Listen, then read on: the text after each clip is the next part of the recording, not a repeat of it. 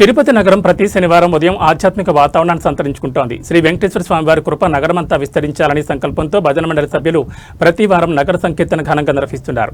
శనివారం తెల్లవారుజామునే భక్తులు సంప్రదాయ దుస్తుల్లో నుదుటిపై గోవింద నామాలతో గోవిందరాజస్వామి ఆలయం ఎదురుగా ఉన్న ఆంజనేయ స్వామి గుడి వద్దకు ఉదయం 5 గంటలకు చేరుకుంటారు.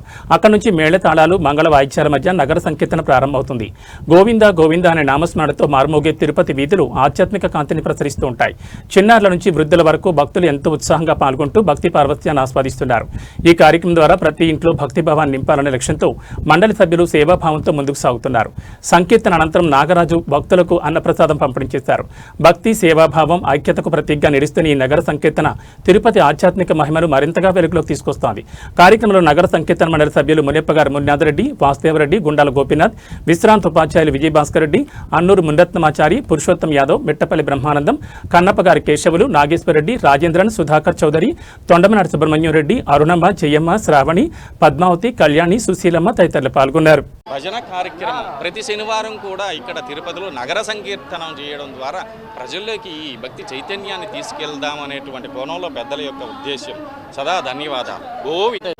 ఓం నమో వెంకటేశ్వర వస్తానా గోవింద గోవింద. నాకు బాల్య సంతోషంగా ఉంది. ఇది వచ్చిన దానికల్లా బాగుంది. ఒక నెల నుంచి వస్తున్నా, బాగా తిరుగుతున్నాను, బాగా ఆనందంగా ఉంది. 10 మందితో తిరగాలని నాకు చాలా ఆనందంగా ఉంది. ఈ నగర సంకీర్తన అనేది చాలా పాపులర్ అయింది. ఒక కాలంలో ఒక 30-40 ఏళ్ళ ముందు గోవింద గోవింద గోవింద అనేసి 1000 నామాలు 1,00,000 నామాలు వినేవాళ్ళము. ఆ రోజు పుణ్యం సంపాదించుకున్నాము, ఆరోగ్యంగా ఉండేవాళ్ళము. ఈరోజు గోవింద నామాలు వినపడేది లేదు.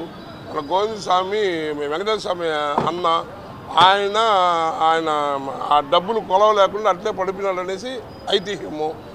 మన భక్తులందరూ కూడా కోలాటం కానీ, అమ్మవార్లు కానీ, మన భక్తులంతా కూడా శ్రద్ధాభక్తులతో ఆయన చెప్పినట్టుగా తెల్లాడితే 5 గంటలకు వచ్చి వాళ్ళకి ఎన్ని పనులు ఉన్నా కానీ ఈ భక్తి బృందంలో పాల్గొనడం వల్ల భగవంతుడికి, భక్తులకి ఆనందం కల్పించిన వాళ్ళు అవుతారు.